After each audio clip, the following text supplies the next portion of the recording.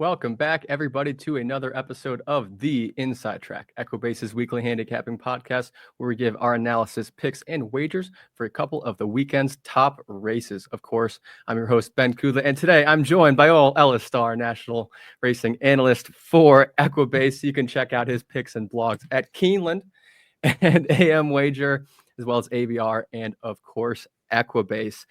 And Ellis, I know you are double qualified. That's actually your name around the office is double qualified Ellis for NHC 2025. But I just want you to kind of take us through what is NHC 2025. How can somebody qualify through the year, and also what last chance, first chance is at NHC? Well, I'm sure many of our listeners have heard about it. It's something everybody should strive for if you have a chance. The National Horse Players Championship now in the second week in March, basically this year, the 13th to the 17th, 14th to 17th. Yeah, I believe so. Yeah, it's a tournament that you cannot buy your way into like other ones. And last year, I think there were 765 entries, probably. Wow, honestly, I didn't realize it was that much. Yep, a lot of entries. 100 and I don't remember the exact number. 150 or so had two entries. That's the most you can qualify for. You have to finish normally in the top four in any number of tournaments sponsored by the NTRA and the NHC Tour during the year. You can pick and choose where you want to play. There's lots of tournaments online on horse tourneys and horse players. Lots of tracks have them live as well. I happened to get mine one on Indiana Derby Day at Horseshoe Indianapolis in a live contest, which was a lot of fun. And the other one actually happened to be at Horseshoe Indianapolis too, which is weird. It was the online contest on Veterans Day. But the years before, it's the second year I've been double qualified. The years before, I won both my entries on horse tourneys and horse players. So it's a lot of fun. It's kind of grueling. There's mandatory and optional races for the two big days, Friday and Saturday. And then there's a 10% cutoff. So roughly 70 odd people make the cut to play for the top 10 spots. And there's a big stage in the middle for those that haven't seen it, kind of like the World Series of Poker, where the last 10 play off and the winner comes away, I think, with about $750,000. And not a bad payday. So it kind of goes from like 750, 760 people all the way down to 70. Right. And then, but everybody else plays in they call it, I forget, they renamed it last year. It's a consolation type tournament. And there's a tournament for everybody else on Sunday in the morning that has another prize, a couple 100,000 total prizes. And it's a lot. And then the last chance, first chance contest is on Thursday. This year it's on Thursday, the 13th of March. It's a last chance for people that haven't qualified at all or only have one and are looking for a second qualifying entry. And for those that do already have two entries, you can qualify for the 2026 tournament in this case. That's why they call it first chance. Last year, there were 884 entries, more than the actual NHC. You can buy up to 4, I believe. So I can't tell you how many people there were. That was way up from 752 the year before. 152 of those entries were playing for 2026. So they already had the maximum for 2025. The rest were playing for 2025, and there were 31 2024, I should say. There were 31 2024 entries available for winning because it's 5 guaranteed and 1 for every 20. So with that many entries, there were 31 people playing for either their first or second seat in 2024. And then, as I said, 152 players playing for 9 seats, about 1 in 20 ratio for 2025. And that's a $500 buy-in, and it consists of just a bunch of races. I think it's usually 11, 4 mandatory and 7 optional among a bunch of races that take place between 8 a.m. Pacific or 8:30 Pacific, which is the East Coast, 11:30, and about 5 o'clock Eastern. And that's a great contest too for people that just want to have some fun. And there's prize money too. I think the winner got an additional $25,000. Well, yeah, that whole world of tournaments, I mean, it's so complex, but really, I highly encourage handicappers out there. I know Ellis will say the same. Tournaments are just so much fun. You can catch Ellis and I on Friday night having some fun at a tournament at Red Mile if you want to come say hi. But it really just it makes it really fun. And speaking of NHC coming up so quick, we just have 3 free Race to the NHC weekly feeder contest remaining until the final Raceline's final 50 on February 22nd. So these free weekly feeder contests on horseplayers.com. The top 2 finishers in each week will earn a seat to the Raceline's Final 50, which is a contest on February 22nd, and the top 2 finishers in that contest will earn a seat to NHC 2025, plus travel voucher and a 4-night stay at Horseshoe Casino. You can find more details about that at equibase.com/NHC. It is a free contest. However, you must have an active Race Lens subscription to play. Now, let's just move on. We got the 151st running of the Kentucky Derby just 94 days away. So Kentucky Derby and Oaks Preps are in full swing. Yes, I do have a counter on my desk. I'm very excited. In May. But, this weekend, we got 3 Kentucky Derby prep races and 2 Kentucky Oaks preps. We got the Grade 3 Holy Bowl and the Grade 3 Forward Gallery Derby and Oaks preps at Gulfstream on Saturday. We'll see Citizen Bull back in the Grade 3, Robert B. Lewis in his first run since the BC Juvenile. And then also the Wither Stakes at Aqueduct, which is just classic race. And then Sunday, just 1 Oaks prep, the Grade 3 Las Virgenes Stakes at Santa Anita. But today's show, we will be going over the newly downgraded listed Wither Stakes Aqueduct, the Grade 3 Holy Bull Stakes, and the Grade 2 Forward Gal Stakes. Here we go. The Withers, baby. 20 Kentucky Derby points on the line, 1 mile and an eighth on the dirt for 3-year-olds. Last year's winner was Uncle Heavy. I'm so excited to talk about this later. But Uncle Heavy won by a nose at odds of 9-1. Trainer Robert Reed Jr. with Michael Sanchez aboard. Uncle Heavy did skip the Kentucky Derby, but he went on to run in the Grade 1 Preakness Stakes and became just the 5th horse in the last 20 years as a Pennsylvania bred to run in the Preakness Stakes. Last year's winning connections, Robert Reed Jr., Michael Sanchez teaming up again in this race with the 1 Global Steve, coming off a nice win in the Future Starr Stakes at Parks on the 30th of December. Is he your play in here, Big Bad Ellis? Yeah, he is. And this is the only race where I sent you the races I want to show on video. It's the only race I want to show because it was just a visually impressive effort. I mean, I'm not taking him because of Uncle Heavy winning last year. I'm taking him for a number of reasons, but first let's look at the horse. So this is his second start. We're going to pick it up. I forgot whatever I told you. It looks like you're about the right spot. Here. Yep. And it's a sloppy track, but he's on the inside, and you will see the ease with which Global Steve comes up. And I can't tell you if the inside was hard or tough, but everybody else is off the rail, but Sanchez doesn't care.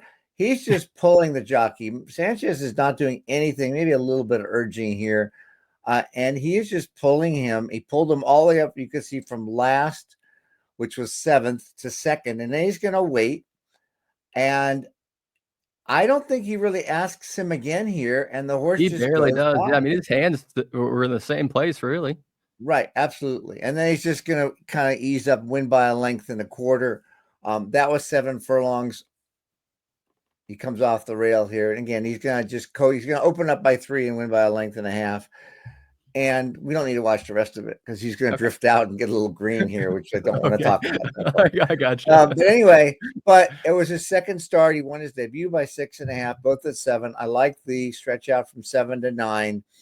He's by Pachero, who's by Cantharos. Unproven yet because it's a second crop, I believe. His second crop, yes. The dam produced a horse named Cagliostro, and we were chatting in the office the other day. I know you and both Chance Moquette both said, "Oh, I remember that horse." Cagliostro, for those that don't know, had a really good campaign as a 3-year-old in 23, second in the Smarty Jones, third in the Indiana Derby. He won $500,000. And so this horse has the ability to get 1.8 miles without a problem because the Indiana Derby is 1.8 miles. Now, to Bob Reed, besides the fact that he won last year with Uncle Heavy won off a stakes win at Parks. Exact same pattern, correct? And Race Lens gives me the ability to check shippers, which is great because I wanted to see how Reed does overall, not just this one particular race. But from 28 horses, Bob Reed has had 7 winners on the New York circuit over the last 3 years. Does very well when he ships in off the circuit. So you got a horse on the rail with not necessarily tactical speed, maybe some because he's stretching out from 7 to 9 furlongs. on an improving pattern of speed, Equibase speed figures from 76 to 85, projected out another 9 points to 94, and that would be the best figure in the field if other horses don't move up as much. I haven't seen the morning line yet, but a decent price. Quickly, number 5, Mo Quality for Chris Davis. Ran second in the Smarty Jones, which, again, we talked about Cagliostro having run second in last year. To Coal Battle, who had won the Springboard Mile. That's not really a key race, but he ran very well on that race, made up a little bit of ground as Coal Battle won easily. He went. Coal Battle is very talented as well. Yeah, Coal Battle's got it. I don't know where he's going to show up next, but definitely those 2 wins. Strong efforts. And shipping into New York gets Kendrick Caramouche. He did earn an 89 figure sprinting, and then he regressed to a 78. So I don't know that he likes 2 turns as much as 1, but he's by Motown, Uncle Mo, out of a quality road mare. So I think he should be okay. And Omaha, deep closer, who certainly gets it done. He won by 7, won before last. 2 turns, cut back to 1 turn for the Jerome, ran on from 11 lengths back to 3 lengths back to Cyclone State. And those are the 3 contenders. But Global Steve's the one that gets the rail in the best position, the best prospect for improvement here. I like the thought process there. Yeah, it was hard to not take Global Steve as the top, but I like your third play, which I'm going to take, a little bit of a chance. I do think your 1 and Uncle Jim and Mo Quality will probably take the most money. I don't know who will be favorites, but I would suspect that will be the case. But this number 7, Omaha, very interesting audible colt for the Michael Gorman barn with Raul Mena aboard. Took 3 starts to break his maiden. However, his first start was on turf and actually didn't run bad. He ran 4th, running a 60 Equibase speed figure. Ran 3rd in the maiden special weight 40,000 at Delaware with no excuse, but he ran a 66, so a little bit better. Then he finally broke his maiden on October 10th in a maiden special weight 40 at Delaware, running a 74 Equibase speed figure. And after breaking his maiden, he runs off an allowance optional, claiming 62.5 at Laurel, winning by 7 lengths, running an 85, where the 3rd and 5th place finishers won their next start out. Then runs second to Cyclone State in the 150K Jerome Stakes at Aqueduct last time out, running a 91. So he has 4 consecutive increasing speed figures, just getting better with every single start. And in the Jerome, Omaha, a horrific start. So we're going to go ahead and watch this. We'll kind of just kind of skip through it, but he, I believe, is the 4 in here.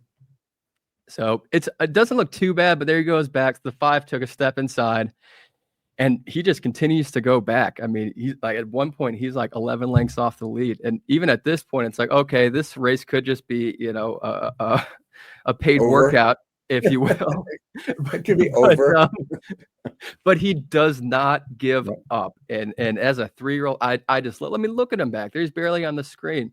So now let's go here. Now, okay, he's got a little bit of a rally. I think I said this a couple episodes ago, but it's kind of like the Seabiscuit movie where he's like, come on, Pops. And he's coming like 20 lengths off the lead. And look at him, he's still way back there. Cyclone State with an easy lead with a 47.25 half. Looks like he's got it in the bag. And he does. Cyclone State does win.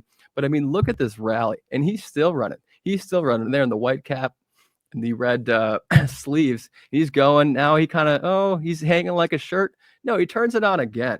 He just does not give up. And, full respect to Mena as well for holding on and just look at him. He's going. And, I kind of like the another furlong stretch out here. He had a big excuse that race in the biggest test of his life. So, that said a lot.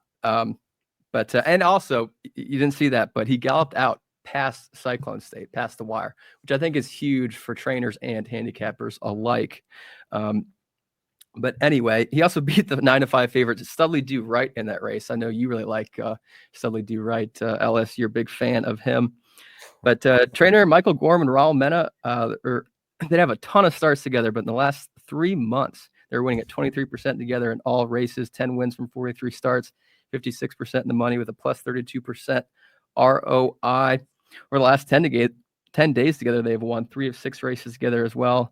And that 91 Equibase speed figure Omaha earned is the best in the entire field. And to top it all off, he does have the best late pace rating in here of a 97.5. So for those reasons, I'm going Omaha.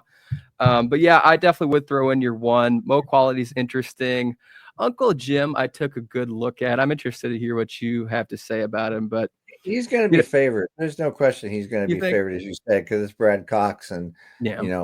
last time out he ran third, and he was heavily favored first time out. Well, I want to hear an interesting stat. All right.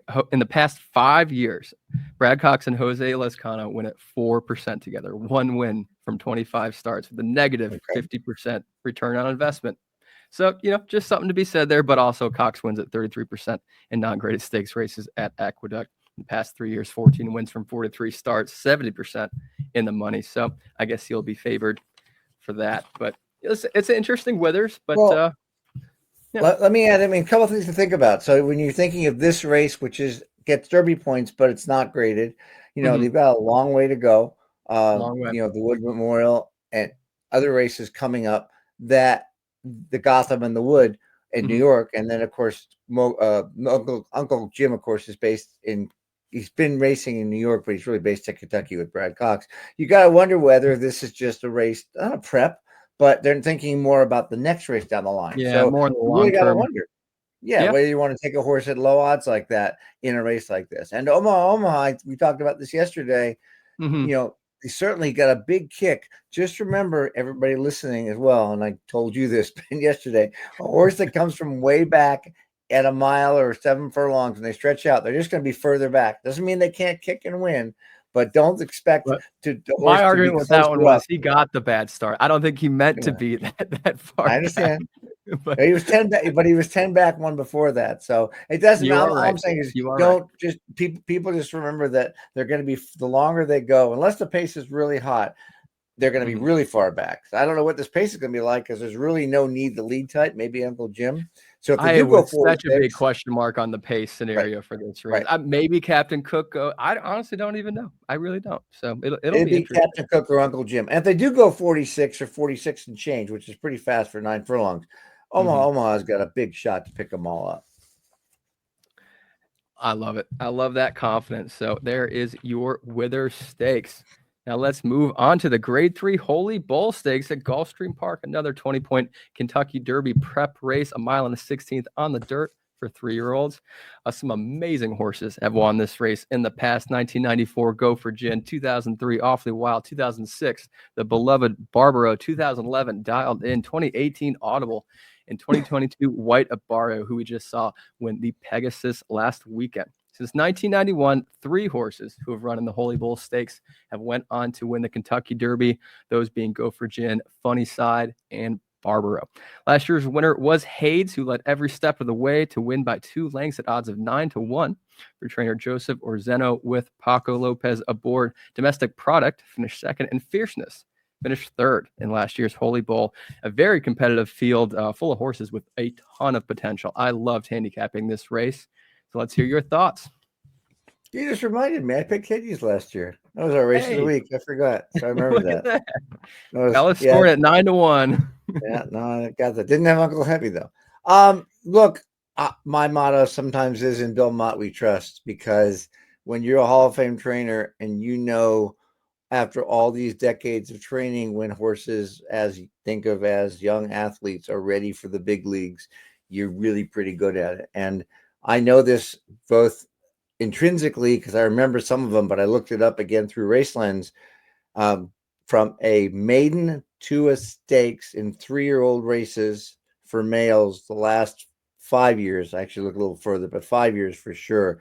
He's just really good. Mott's had 8 winners from 37 horses, about 20%. Now, granted, that means 29 losers, but 8 winners, Yeah, including but that's a big Modernist. step up made into It is, but that's where you get the price too. Modernist right. and the Risen Star in 2020. Candyman Rocket in the Sam Davis in 2021. If anyone remembers, Hofberg running second at a big price in the Florida Derby in 2018. Just really good.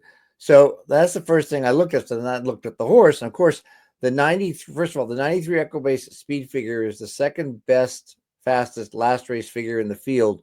The only one better is Ferocious with a 95 from the Breeders' Cup Juvenile, ran 5th, and Burnham Square with a 92 from a maiden win.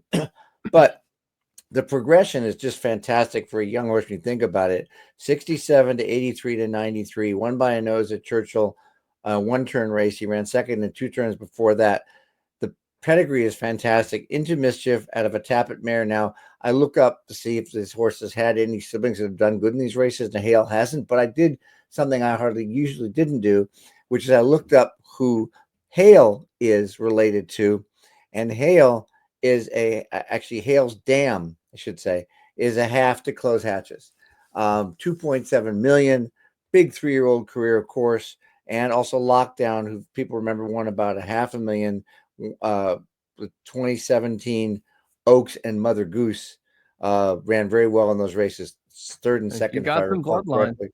Yeah, got the bloodlines to go. So just the pattern, Mott with these kinds of horses and looking for a little bit of price. Tappan Street, Brad Cox, first time out, really impressive at 7 furlongs. The 4th and the 8th horses came back to win. The rest of them, except for the second horse, have not run back. So that's fantastic. There's a lot of room for that to be a really good key race. The dam of this horse, Virginia Key, really doesn't have any foals she's produced except for this one, but she's by Distorted Humor, and she is a half. The dam's dam, second dam, is a half to a horse named Pyrenees, who won $750,000. And a really nice horse that ran distances. So I'm not concerned about this one going from 7 to 8.5 either for Brad. And the 91 figure first time out was fantastic as well. There's really no knocks here on Tappan Street. Now, last is Ferocious, who'd probably be the favorite because the only horse coming out of the Breeders' Cup. And ran really well first time out, won, really highly regarded. Second in the Hopeful last summer. Second in the Breeders' Futurity behind East Avenue. Nobody's going to beat that day at 2 turns. And then 5th in the Juvenile. And the interesting thing about the Juvenile was the horse had trouble on both turns and then dropped all the way back to 10th and came on to 5th again. I'm really high. I'm high on the horse later, not now, but I'll use it. But I did just read between we spoke yesterday and today. I read that trainer Delgado thinks the horse is only 75 to 85% ready. Now, I don't know if he's talking to the owners, the camera, what he means, but if that's the case, if this horse is, let's say, 2-1, I wouldn't touch it with a 10-foot pole as a win bet. Might use it in some exotics, but that's something to consider if the trainer thinks he's not ready off just workouts alone. That's some great insight. Yeah. Okay. Well, that makes my decision a bit easier. You know, we did talk about this yesterday in the office between Burning Glory and Burnham Square. Because, like, to me, I asked you this question: why do you like Burning Glory over Burnham Square? Just because, to me, basically on paper, they're incredibly similar horses with similar running lines, similar tracks, similar distance, and you know, and actually Burnham Square does have the 2-turn experience. You know. So I don't know. You can go back and forth with those. And yeah, look at that 92, 93, you know, Burnham Glory bested him a little bit, but that 92 was an 85, you know, class rating race for Burnham Square as well. So go back and forth. I kind of went back and forth though, between the 3 and 4 Tappan Street and Guns Loaded. I ended up picking Tappan Street on top and Into Mischief colt. Trainer Brad Cox released Saez aboard, bought for $1 million as a yearling. Someone once told me to never look at purchase prices before. I wonder who that was. However, I have, and in the past year, 3-year-old horses in graded stakes races who were purchased for $1 million or more in their most recent sales price win at 20% and 55% in the money. 7 wins from 35 starts and 18 in the money. Tappan Street, you said Virginia Key doesn't have too much. She does have 2 foals to race. I went way back for that. Both winners, 3 winners from 7 starts combined and 57% in the money. Only 1 race under his belt, winning that maiden special weight at Gulfstream by a length, or 1 3/4 lengths, going 7 furlongs on the dirt with Luis Saez in the saddle. The 3rd and 8th place finishers came back, like you said, to win in their next start. Earned a 91 Equibase speed figure for a first-time starter. Love that. Love Luis Saez staying aboard in this race. I think that's huge. You know, going back and forth with Tappan Street and Guns Loaded. Well, Saez went with Tappan Street as well. So in the past 5 years, Cox and Saez are winning at 39%. With maiden winners last time out, 7 wins from 18 starts and 61% in the money with a plus 30% ROI. In the last 5 years, Cox and Saez were winning at 36% in graded stakes races together, 13 wins from 36 starts and 56% in the money with a plus 30% ROI. In the last 5 years, they went at 42% together at Gulfstream Park, 5 wins from 12 starts. and 58% of the money with a plus 78% ROI. And here's some stat lines you can find on Equibase.com for each and every race. Brad Cox wins at 33% with 3-year-olds on dirt at Gulfstream in the past 3 years, with a $3.40 return on investment. And another great angle just to top it off. Brad Cox with horses first route who were maiden winners last time out. Last 3 years, 16 wins from 44 starts, 36%, 66% of the money, and a plus 21% ROI. You know, sometimes with these younger horses, you can get a little bit stats heavy, which is what I did there. But regardless, I like it. Guns loaded. Originally, this is my first play when I first looked at this race, a gun runner colt for Jose D'Angelo. I read Ortiz aboard. Ran second first time out by 5 lengths to Dapper Moon. Then won a maiden special weight 128 Churchill going 6 furlongs, running 100 Equibase speed figure. Last race, he did win the Mucho Macho Men Stakes, going a mile here at Gulfstream. However, he regressed in speed and earned just a 72 Equibase speed figure for that effort. Luis Saez, like I said, chose the 3. However, he does get IRAD. And in the past 5 years, IRAD Ortiz wins at 22% when first time riding. How about this for a sample size? 856 wins from 3,895 starts with a 7.0 success score on race lines that goes up to 10.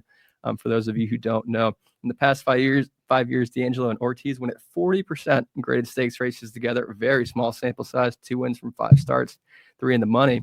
However, in the past 5 years, D'Angelo and Ortiz win at 30%. All races at Gulfstream Park, 31 wins from 102 starts, 68% in the money. This horse could be a pure sprinter. I don't know. But I think I like my Tappan Street a little bit better, but I would not be surprised if Guns Loaded was a bit of a surpriser. What did you think about that horse? We talked about him a little bit yesterday, but Guns Loaded? Yeah. I don't like that regression. I can't explain it. I mean, it's I tough. look Yeah, 100 to a 72. Huh? Yeah, 100 to a 72, a career low. Well, and I looked at other figures as well, and also just as an example, he went from 88 to 79 and other figures as well. So it's just a concern. Plus the fact that you have a 3-length margin at the 8th pole and you win by a neck. So I really think this might just be a 1-turn horse. No knocks other than that. Certainly no knock with Irad Ortiz getting on. The gun runner says he can run that long, but the last race really gives me pause to consider this horse, and I hope he takes money because that means better odds on the horse that we like. I agree. I hope he takes money. I think he will, honestly. I think a lot of people just bet IRAD out there, which is smart. Meat leader. But anyway, there is your grade 3 Holy Bull Stakes. And now, last but not least, our one lone Kentucky Oaks prep on Saturday, and you will have another Kentucky Oaks prep on Sunday at Santa Anita. But on Saturday, the grade 3 Forward Gal Stakes at Gulfstream Park, a 20-point Kentucky Oaks race, 7 furlongs on the dirt for 3-year-old fillies. Last year's winner was R. Harper Rose for trainer Safi Joseph Jr. Edgard Zayas aboard. There's only been one Kentucky Oaks winner to have ever run in the Forward Gal Stakes, that being Catherine Sophia in 2016. So I thought that was a little bit interesting. I thought it was a great field of 11. But yeah, who do you got?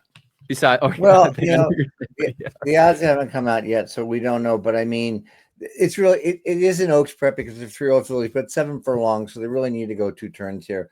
You know, I told you yesterday, and I should have had you bring it up. The Raceland's pace projector really shows this to be what it is. When you look at the paper and you see a lot of horses that have made the lead at the quarter or half, particularly on the outside of the field, Eclatant, Rojo Rita, Frida, and Stunner, and you go, okay, can one be faster than the other? That pace projector really breaks it out, and Stunner is by far the fastest horse in the field, and she's cutting back to 1 turn, which is the key here, because she ran second in her debut to a horse that won by 7 at Saratoga, and then at Aqueduct, when stretched out a teeny bit to 6.5, she romped by 6.5, and then won the Tempted, which is a decent field of 9, beating Impulse Buy, who won next time out. And she wired the field. And the Queen's MG, who's the number 2. And the Queen's MG, that's correct. And non-slow fractions, 22 and 8/10, 45 and 8/10, 110 and 6. Then when sent 2 turns for the My Dear Girl Stakes on November 30th, she made the lead and just got beat at the wire, but there's 7 lengths back to the 3rd horse in the race. So cutting back to 1 turn and this post is absolutely fantastic for Stunner. There is no doubt in my mind that she's going to be up by a couple. If Jaramillo on Frida and Zayas on Rojo Rita and Sayas on Eclatant decide to go, they're just killing their own chances, and they know that. So they got to let Stunner go, and letting her go is going to be the end of it. So she got a 98 figure when attempted, which is a 1-turn mile. It can perfectly this almost the same as the 7 furlong race, and that 98 really is better than anything in the field except for the 99 Rojo Rita earned at 6 furlongs, and she could certainly improve second off layoff. I think she'll take up a stalking spot, and she could get by at the end possibly. I'm only playing win bets on Stunner here, and then trifectas with Stunner over Rojo Rita, over the Queen's MG, Justin Queso, and Eclatant. I think it's that simple of a race for me. Stunner wires the field. Rojo Rita maybe runs second around the track, and the other three kind of plot in for third. Okay. Yeah. No, I definitely can't knock up Rojo Rita. I did take a good look at Stunner. And yeah, that running line, it looks like, oh, wow, he died and got second, or she died and got second in that race. But yeah, like you said, they were 7 lengths ahead of the leader. So it was just a really 2-horse race in that last furlong. But I'm thinking Brad Cox is gonna take the Holy Bowl, and he's gonna take the forward gal here. I like the other Brad Cox, Eclatant, Stone Street homebred filly by Into Mischief out of a Scat Daddy mare for trainer Brad Cox, of course, with Luis Saez aboard. I think the duo will sweep on Saturday. But the dam of Ectalant is downside scenario. She has had 3 foals to race, the combined 5 wins from 10 starts and 7 in the money. And here's an interesting race lens angle. So Brad Cox wins at 41% and 58% money in the last 4 years with horses in all races owned by Stone Street Stables. 22 wins from 54 starts and 31 in the money with a plus 9% ROI. I was actually very surprised at a positive ROI on that. So that's fantastic. Ectalant started her career undefeated, winning at 120,000 main special weight at Churchill, going 5.5 on the dirt back in June, winning by a length and 3/4, earning an impressive 91 on career debut. And the 4th and 5th place finishers came back to win in their next start as well. After that, came back to win an allowance optional, claiming 100,000 at Keeneland, going 6 furlongs in October, running an 86 Equibase speed figure. And last time out, she finished 3rd in the very competitive Grade 2 Goldenrod Stakes at Churchill at the end of November. She lost to undefeated Good Cheer that race, and Quiet Side, who ran 2nd and 3rd in back-to-back Grade 1 races in the Spinaway, and Alcibiades to Eclipse Award champion Immersive. But all the class in the world for Eclatant, ranked 1st in average class in the year with an 89, 2nd in average speed with an 84. All these stats from Tappan Street also apply. Past 5 years, Cox and Saez are winning at 30%, 36% in graded stakes. Last 5 years, they win at 42% at Gulfstream Park. Some stat lines: Brad Cox wins at 33% with 3-year-olds on dirt at Gulfstream the past 3 years. So the Goldenrod was a mile and 16th on the dirt. So Eclatant is going back to her preferred sprint distance. In the past 3 years, with 3-year-old horses going from route to sprint, Brad Cox wins at 28% and 55% in the money, 24 wins from 85 starts. I think every dollar is probably going to go on Rojo Rita here. I could be wrong on that, but I think that 16.25 length is just going to jump out of the page to a lot of people. And It's hard not to knock her, but she's also inexperienced. True. And so she did earn a 99. I can't. That's wild for a first-time starter career debut. Yeah. Staffy coming off that huge Pegasus World Cup weekend, possibly the best weekend of his career. She's got the best late pace rating of a 108, rakes second in middle pace with an 88.3. Horses by Volatile are winning at 22% in dirt sprints. But here's a couple of reasons I'm not picking her. Staffy has not won a graded stakes race with horses that are 3 years old, going from main special weight to graded stakes races ever. He's over 3. No Bill Mott. He's no Bill Mott. He's no Bill Mott. He is not. He is not. Exactly. Great point. And Safi and Zayas only win at 11% in graded stakes races together in the last 3 years. 5 wins from 45 starts, negative 39% ROI. Huge test for this filly, breezing well, but I'm going to go with some more experience. Yeah. But I don't know. I think we should also talk about the Queen's MG before we go. Well, yeah, I mean, what a tremendous early career. I mean, first of all, she wins for Israel Acevedo, and they sold her for a nice amount of money because she cost him $3,500, and then she wins at 45-1 to Keeneland in a very salty race that ended up producing a bunch of winners. And then 7th in the Astoria, when she moved to Joseph Barn. And then all of a sudden she wins the Schuylerville again at 40-1 and proved to be no fluke winning the Adirondack. And then at the end of the 9 year, she lengths, didn't run as well. She doesn't Nope. have the same thing going for her as Eclatant and Stunner, cutting back from 2 turns to 1, because she's really only run 1-turn races, which is fine. So, but from November to February, you and I know these 3-year-olds can grow up a lot. Yeah, they really can. And it's hard not to, take the exact same connections as White Abario, owner, trainer, and jockey, as well. Irad's writing, I mean, that's certainly going to take some money, and also makes you pause to say, well, he's not going to be riding this horse if she's not probably maybe going to run back to her races from last summer. Well, and in the last 3 years, Safi and Irad at Gulfstream win at 35% together, 37 wins from 107 starts, all races. So yeah, I don't think you can take her out. She honestly might take a little bit of money as well. But yeah, Safi's got 2 very game runners. But yeah, it'll be a great 3 forward gal. So great races this weekend. I'm excited to watch all these Kentucky Derby preps again. 94 days until the first Saturday in May. Is that from today or from Saturday? From today. Okay.